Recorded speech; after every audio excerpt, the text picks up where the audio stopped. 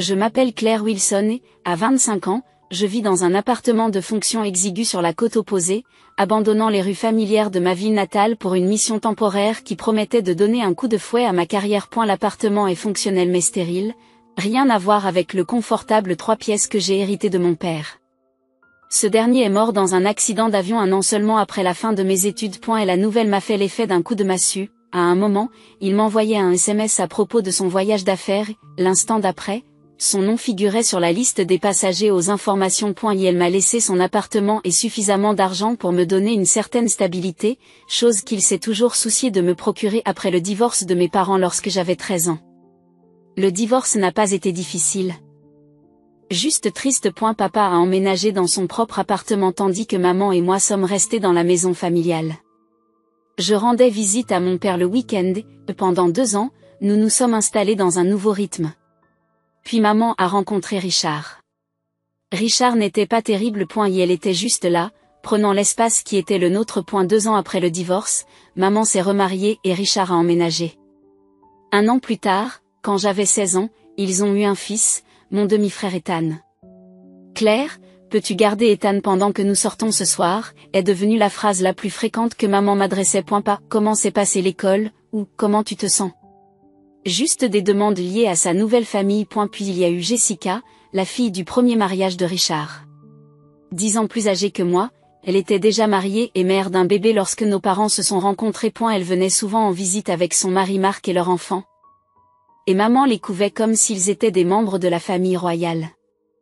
J'avais 17 ans lorsque j'ai réalisé pour la première fois que j'étais devenue un élément secondaire dans ma propre maison. C'était Noël et Jessica était en visite avec sa famille. Maman avait transformé ma chambre en chambre d'amis pour eux, déplaçant mes affaires dans le petit bureau sans me demander mon avis.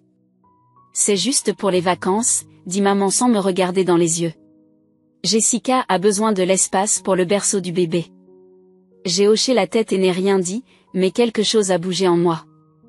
Lorsque j'ai eu 18 ans et que je suis partie à l'université, payée par papa, et non par maman et Richard, je suis rarement rentrée à la maison, sauf pour l'anniversaire de maman. L'appartement de papa est devenu ma vraie maison pendant les vacances, et sa mère, ma grand-mère Evelyne, est devenue mon roc.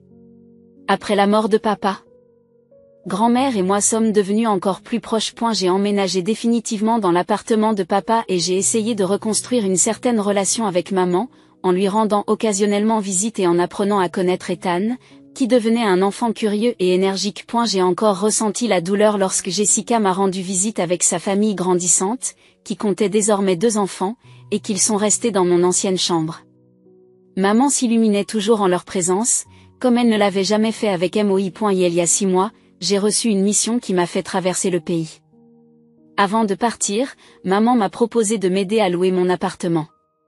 Cela pourrait te rapporter un peu d'argent pendant ton absence, a-t-elle suggéré en buvant un café.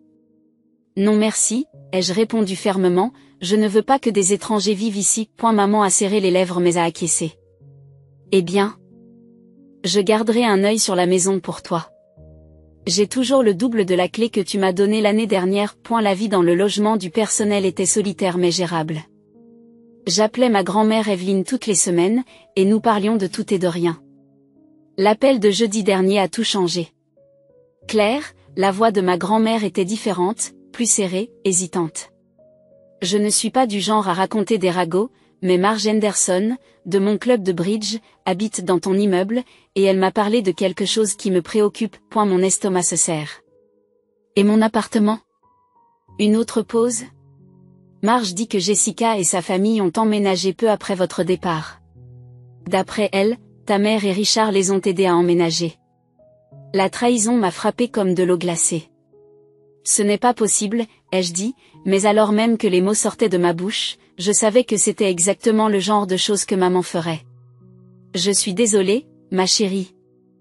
J'ai pensé que tu devais savoir. Après avoir raccroché, j'ai immédiatement appelé maman, en forçant ma voix à rester décontractée. Et, maman, je viens juste prendre des nouvelles. Tout va bien dans mon appartement? Oh, oui, tout va bien, a-t-elle répondu trop rapidement, comment se passe le travail? Très bien, en fait, j'ai une ancienne amie d'université qui a besoin d'un endroit où rester. Je lui ai dit qu'elle pourrait utiliser mon appartement. Elle passera te prendre la clé. La panique dans sa voix est immédiate. Oh, Claire, je ne pense pas que ce soit une bonne idée. Tu as toujours dit que tu ne voulais pas d'étrangers chez toi. Quelque chose pourrait être endommagé, et tu es si soucieuse de tes affaires. Maman, je l'ai interrompue, ma patience s'est effondrée. Je sais que Jessica et sa famille vivent dans mon appartement. Le silence a tout confirmé. Claire, dit-elle finalement avec un soupir, oui, c'est vrai. Mais ils n'avaient pas d'autre endroit où aller. Leur propriétaire a vendu leur immeuble, et avec le marché de l'immobilier. Tu as fait ça dans mon dos, interrompis-je. Tu savais que je ne voulais pas que quelqu'un reste ici. Jessica n'est pas n'importe qui, c'est emporté maman, elle est de la famille. C'est la fille de Richard, elle n'est rien pour moi. Elle ne soit pas puérile, Claire, c'est temporaire.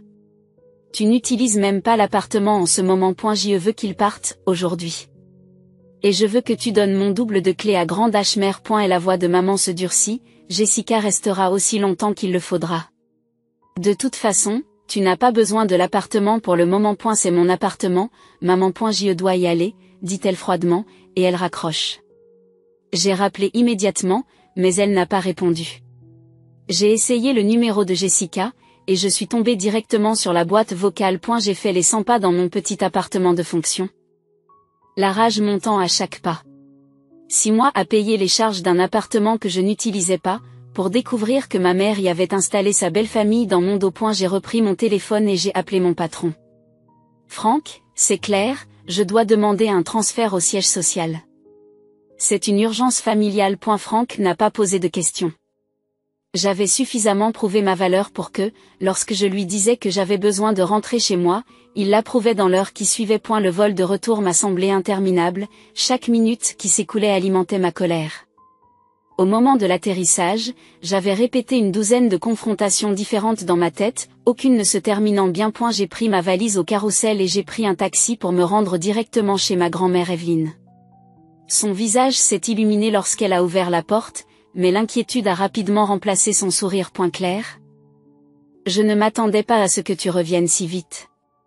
Elle m'a serré dans ses bras, son parfum familier de lavande et de café m'a immédiatement réconforté. Je ne pouvais pas rester à l'écart après ce que tu m'as dit.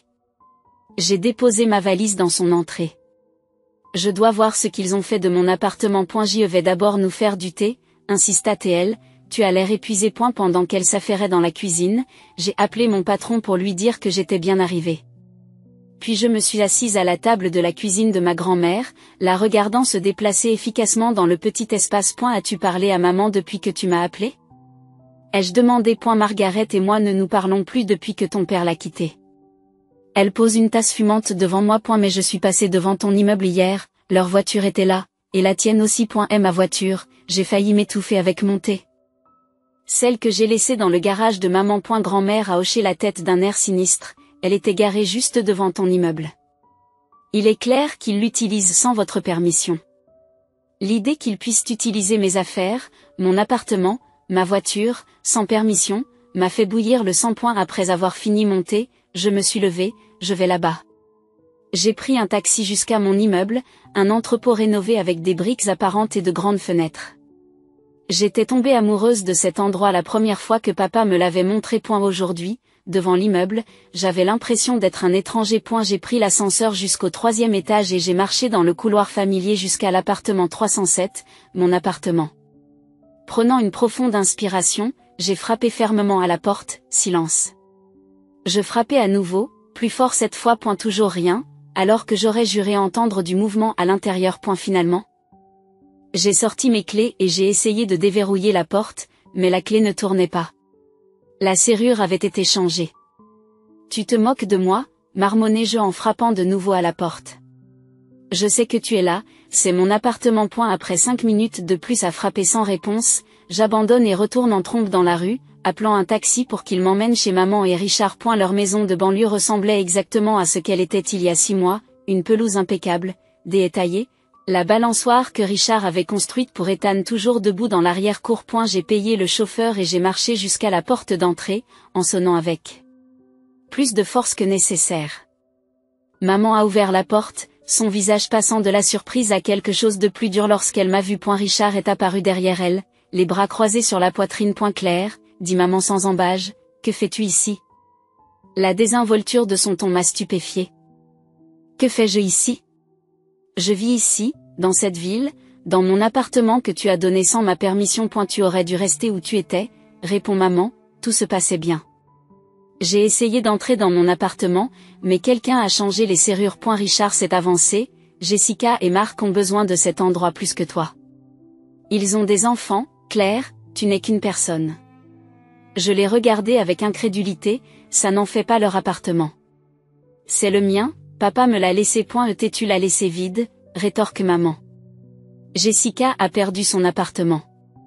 Est-ce qu'on était censé les laisser à la rue? Tu aurais pu me demander, ou les aider à trouver un autre endroit, ou les laisser rester ici. Le visage de Richard s'assombrit, nous n'avons pas la place ici. De plus, Jessica mérite cet appartement plus que vous. Elle a une famille à charge. T'es ma voiture? Demandai-je en me rappelant ce que m'avait dit grand-mère. Celle que j'ai laissée dans ton garage avant de déménager. Richard haussa les épaules, nous l'avons donnée à Jessica. Sa voiture est tombée en panne et elle avait besoin d'un moyen de transport pour les enfants. Je me suis tournée vers maman, espérant la voir plus compréhensive, mais son expression est restée impassible. Tes affaires de l'appartement sont dans notre garage, dit-elle. Tu devrais les prendre maintenant, elles nous gênent. Dans le passage, répétai-je, la voix creuse, comme je l'ai toujours été, n'est-ce pas? Maman a tressailli, mais n'a rien dit. Je vais chercher une camionnette de déménagement, dis-je en sortant mon téléphone. En attendant l'arrivée de la camionnette, je me suis tenue maladroitement dans leur allée, refusant l'offre timide de maman d'attendre à l'intérieur. Lorsque la camionnette est enfin arrivée, j'ai dirigé les déménageurs vers le garage où des piles de cartons et mes meubles avaient été entassés de façon désordonnée. Où allez-vous, mademoiselle? M'a demandé le chef des déménageurs. Je lui ai donné l'adresse de ma grand-mère. Pendant que les déménageurs chargeaient ma vie dans la camionnette, Ethan est rentré de l'école. Son visage s'est illuminé lorsqu'il m'a vu. Claire, il a couru vers moi, mais maman lui a attrapé le bras. Rentre et commence tes devoirs, lui dit-elle. Claire est occupée. Son visage s'est décomposé, mais il a obéi, me jetant un coup d'œil incertain avant de disparaître dans la maison. Lorsque le dernier carton a été chargé, je me suis tournée vers maman. Qu'est-ce que tu vas faire quand je reprendrai mon appartement? Parce que je le ferai. Elle ne fait pas d'histoire, Claire, m'a-t-elle dit.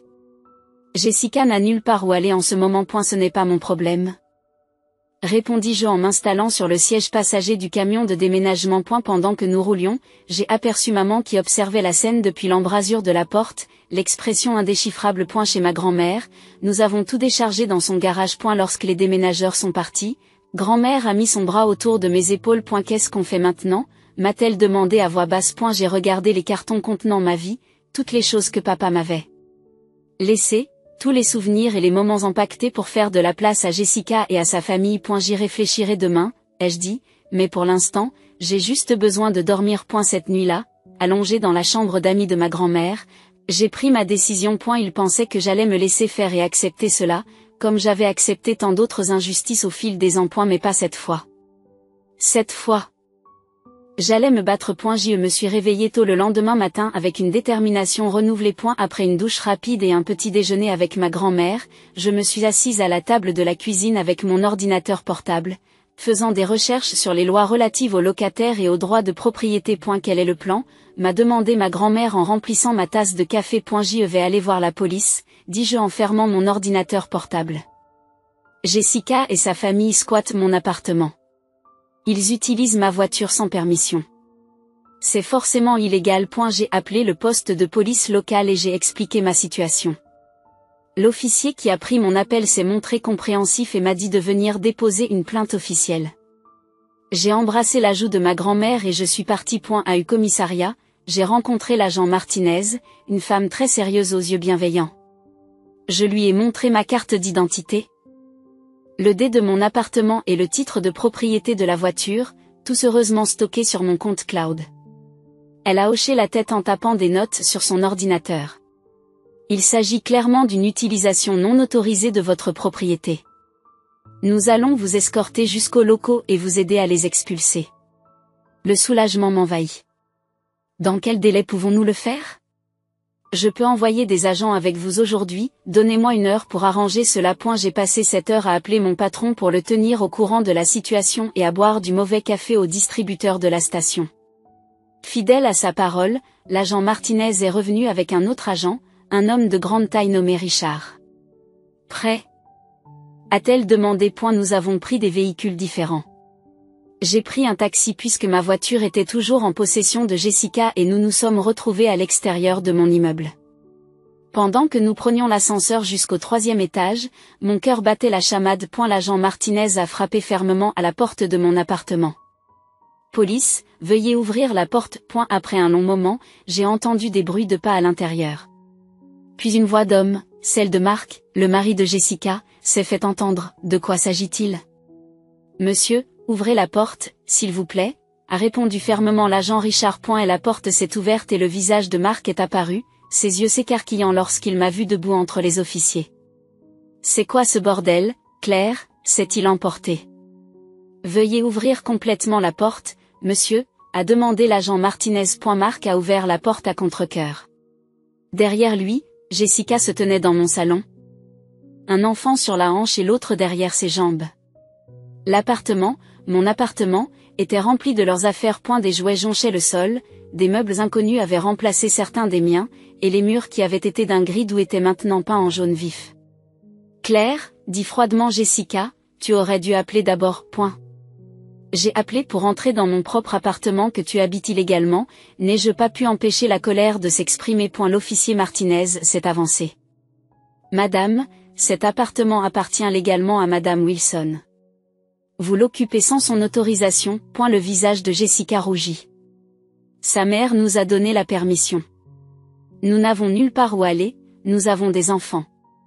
Elle fait rebondir le bambin sur sa hanche pour insister. Ce n'est pas suffisant d'un point de vue juridique, explique l'agent Richard. Seul le propriétaire de la propriété peut accorder une autorisation aux résidents permanents. C'est ridicule. Intervint Mark. Nous vivons ici depuis des mois. Nous avons apporté des améliorations. Des améliorations que je n'ai jamais demandées ni approuvées, ai-je rétorqué en regardant les murs d'un jaune criard. L'agent Martinez s'adresse fermement à Jessica et à Mark. Vous devez quitter ces lieux immédiatement. Madame Wilson est la propriétaire légale et n'a pas consenti à ce que vous résidiez ici. Et nos affaires, demande Jessica, nous ne pouvons pas tout laisser. Vous pouvez emballer les objets essentiels maintenant, dit l'agent Richard, et vous arranger pour enlever le reste dans les 24 heures. Le visage de Jessica s'est effondré, les larmes lui montent aux yeux. Nous avons 2 enfants. Où sommes-nous censés aller? Elle s'est tournée vers moi. Comment pouvez-vous faire ça à une famille? Ces mots ont enflammé quelque chose de féroce en moi. La famille? Vous n'avez jamais été ma famille, Jessica. Vous étiez juste les gens qui ont pris l'attention de ma mère, ma chambre. Et maintenant mon appartement et ma voiture. Vous m'avez assez pris. Jessica s'est mise à pleurer bruyamment, ce qui a énervé ses 2 enfants. Tu es sans cœur. Tout comme ton père l'était. Ne t'avise pas de parler de mon père, dis-je, maintenant prends tes affaires et sors de mon appartement. Et laisse mes clés de voiture sur le comptoir. Mark a mis son bras autour de Jessica. Allez, Jess. Prenons ce dont nous avons besoin et allons chez vos pères.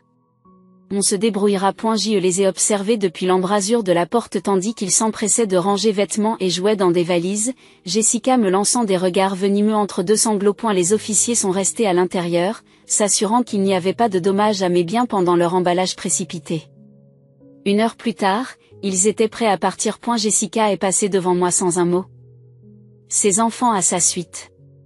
Mark a laissé tomber mes clés de voiture sur le comptoir avec fracas. Nous avons repeint la maison, réparé le robinet de la salle de bain qui fuyait et remplacé le lave-vaisselle cassé, dit-il avec amertume, de rien. Après leur départ, les agents m'ont demandé si je voulais porter plainte pour l'utilisation non autorisée de mon véhicule. Non, ai-je répondu après un moment de réflexion. Je veux juste retrouver ma vie. Ils ont acquiescé et m'ont tendu des documents à signer, confirmant que j'avais repris possession de mes biens. Après leur départ, j'ai marché lentement dans mon appartement, observant tous les changements. Outre les murs jaunes, ils avaient remplacé mon canapé confortable par un canapé à fleurs criard, réaménagé entièrement la cuisine et transformé mon bureau en chambre d'enfant. En entrant dans la salle de bain, j'ai remarqué quelque chose sur le miroir, un seul mot, bâtard, était écrit au rouge à lèvres.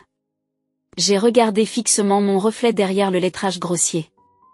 Il y a 6 mois, j'aurais pu pleurer. J'aurais pu me sentir coupable d'avoir déplacé Jessica et sa famille. Mais aujourd'hui, Tout ce que je ressentais, c'était une froide résolution.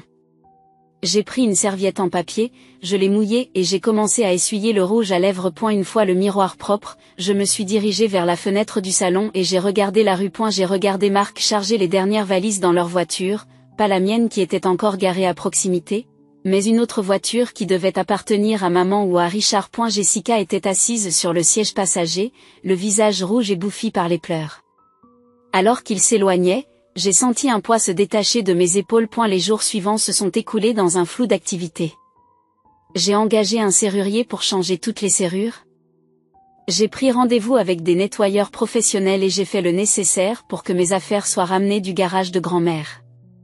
Les murs jaunes ont été les premiers à disparaître. J'ai passé une journée entière à les apprêter et à les repeindre pour qu'ils retrouvent le gris doux que j'aimais. Pendant que je travaillais, mon téléphone n'arrêtait pas de sonner. Maman a appelé au moins une douzaine de fois le premier jour, puis Richard, et même Jessica. Je les ai tous ignorés, me concentrant plutôt sur la reconquête de mon espace et de ma santé mentale. Ce n'est que lorsque grand-mère a appelé que j'ai répondu. Jessica et sa famille sont chez ta mère, m'a-t-elle dit lors d'un de nos appels. Margaret m'a appelé, furieuse, mais je lui ai raccroché au nez. Tant mieux pour toi, ai-je dit, en équilibre sur une échelle, un rouleau de peinture à la main. J'ai presque fini d'effacer toute trace d'eux dans mon appartement. Le troisième jour après l'expulsion. Alors que je rangeais mes livres sur leurs étagères, mon téléphone a de nouveau sonné. C'était maman. Contre mon gré, j'ai répondu. Qu'est-ce que tu veux ? J'ai demandé, sans m'embarrasser de plaisanterie. Comment as-tu pu faire ça à ta sœur ? Me demanda-t-elle, la voix stridente. La jeter à la rue, elle et ses enfants innocents. J'ai posé le livre que je tenais. Tout d'abord, Jessica n'est pas ma sœur. Deuxièmement, je n'ai jeté personne à la rue, il reste avec toi, et c'est ce qui aurait dû se passer en premier lieu. Ils ne peuvent pas rester ici à long terme. Cette maison n'est pas assez grande pour nous tous. Ce n'est pas mon problème, maman. Tu aurais peut-être dû y penser avant de leur donner mon appartement sans me demander mon avis. Tu es égoïste, dit-elle. Jessica a plus besoin de cet appartement que toi. Grand-mère Evelyne va bientôt mourir. Et tu hériteras aussi de sa maison. Tu pourrais facilement donner ton appartement à Jessica et à sa famille. C'est de cela qu'il s'agit ? Demandai-je, ma voix dépassant à peine un murmure. Tu penses que je vais trop hériter ? Alors tu as décidé de redistribuer mes biens sans mon consentement. Et ne dramatise pas, Claire, il s'agit de la famille. Non, maman, nous parlons des biens que papa m'a légués. Et pour info, ce que grand-mère décide de faire de sa maison, c'est son affaire, pas la tienne. Il y a eu une pause avant que maman ne reprenne la parole, d'une voix soudainement conciliante. Écoute, Claire, nous sommes peut-être partis du mauvais pied. Pourquoi ne viendrais-tu pas dîner ce soir ? Nous pourrons en discuter entre adultes. Tu manques à Ethan. L'évocation de mon petit frère me serre le cœur, mais je me ressaisis. Le temps de la discussion ? C'était avant que tu ne donnes mon appartement et ma voiture. J'ai fini d'en parler. Claire, et moi aussi j'en ai fini avec toi, ai-je dit, les mots se déversant avant que je ne puisse les arrêter. Ne me rappelle plus, ne viens plus à mon appartement, c'est fini. Tu ne le penses pas, a dit maman, mais sa voix s'est affaiblie. J'y le pense, je dis à Ethan que je l'aime, et quand il sera plus grand, il pourra me tendre la main s'il le souhaite. Mais toi, Richard, Jessica, vous n'êtes plus ma famille. J'ai raccroché avant qu'elle ne puisse répondre et j'ai bloqué son numéro, ainsi que ceux de Richard et de Jessica. Puis je me suis assise sur mon canapé fraîchement restauré et j'ai pleuré, non pas pour les relations auxquelles je mettais fin, mais pour les années que j'avais passées à essayer de les faire fonctionner. Le lendemain matin, j'ai été réveillée par des coups frappés à ma porte. En regardant par le Judas, j'ai été surprise de voir mon patron, Franck. Bonjour, me dit-il lorsque j'ouvre la porte. Je me suis dit que j'allais prendre de tes nouvelles. Je peux entrer, tandis que je préparais une nouvelle cafetière, Franck se promenait dans mon salon. C'est sympa, c'est bien mieux que le placard dans lequel on t'a enfermé dans l'Ouest. J'ai souri malgré moi, merci, c'était à mon père. Autour d'un café, je lui ai raconté toute l'histoire, le divorce, le remariage de ma mère, la mort de mon père et le récent drame du département. Il m'a écouté sans m'interrompre, l'air pensif. Quand j'ai eu fini, il m'a dit, êtes-vous prêt à reprendre le travail ? Tu as manqué à l'administration centrale. En fait, oui, j'ai besoin de distraction. Franck acquiesça. Bien, il y a un projet pour lequel je pense que tu serais parfait. Il commence lundi. Après son départ, j'ai appelé ma grand-mère et je l'ai invitée à dîner. Pendant que nous mangions, je lui ai raconté ma conversation avec maman. Je l'ai complètement coupée. J'ai admis que cela faisait peut-être de moi une personne horrible. Grand-mère a traversé la table et m'a serré la main. Cela fait de toi une personne qui a des limites, ce que ta mère n'a jamais respecté. Ton père comprendrait. Je me sens mal pour Ethan. Il comprendra quand il sera plus grand, m'a assuré ma grand-mère. Et s'il ne le fait pas, c'est à lui de choisir. Les mois ont passé, je me suis lancée dans le travail, j'ai reconstruit mon appartement exactement comme je le voulais et j'ai passé les week-ends avec grand-mère. J'ai appris par elle que Jessica et sa famille avaient trouvé un appartement à louer après avoir séjourné chez maman et Richard pendant plusieurs semaines. Je n'ai ressenti aucune satisfaction à cette nouvelle, juste le soulagement que le chapitre soit enfin clos. Un samedi matin, au début de l'automne, je prenais mon petit déjeuner dans mon café préféré lorsque quelqu'un s'est glissé dans la chaise en face de moi. C'était Ethan, son sac à dos en bandoulière. « Bonjour, Claire, dit-il prudemment. J'ai cligné des yeux de surprise. « Comment m'as-tu trouvé ?» Il a haussé les épaules. « Maman m'a dit que tu venais souvent ici. J'ai vérifié tous les samedis depuis 3 semaines. Maman sait que tu es ici ?» Il secoue la tête. Elle pense que je suis à l'entraînement de foot. Tu ne devrais pas lui mentir, ai-je dit, alors que mon cœur se réchauffait de sa détermination à me voir. Tu as dit que je pourrais lui tendre la main quand je serai plus âgé, a-t-il répondu. J'ai 9 ans et demi maintenant. C'est plus vieux, non? Je n'ai pas pu m'empêcher de rire. Je suppose que oui. Tu veux du chocolat chaud? Alors que nous étions assis ensemble, Ethan parlant de l'école et de ses amis, j'ai senti que quelque chose en moi commençait à guérir. Je n'avais pas besoin de maman, de Richard ou de Jessica dans ma vie. Mais peut-être, juste peut-être, pourrais-je encore être une sœur pour ce garçon aux yeux brillants qui m'avait cherché malgré tout. Je peux revenir te voir samedi prochain, demanda-t-il lorsque nous nous séparâmes. J'ai acquiescé. Je serai là, à la même heure, à la même table. En le regardant filer prendre son bus, j'ai pensé à la famille, pas celle dans laquelle on est ou que l'on est forcé d'accepter, mais celle que l'on choisit de construire. La mienne était peut-être petite, juste grand-mère Evelyne, le petit Ethan et moi, mais elle était réelle. Elle était suffisante.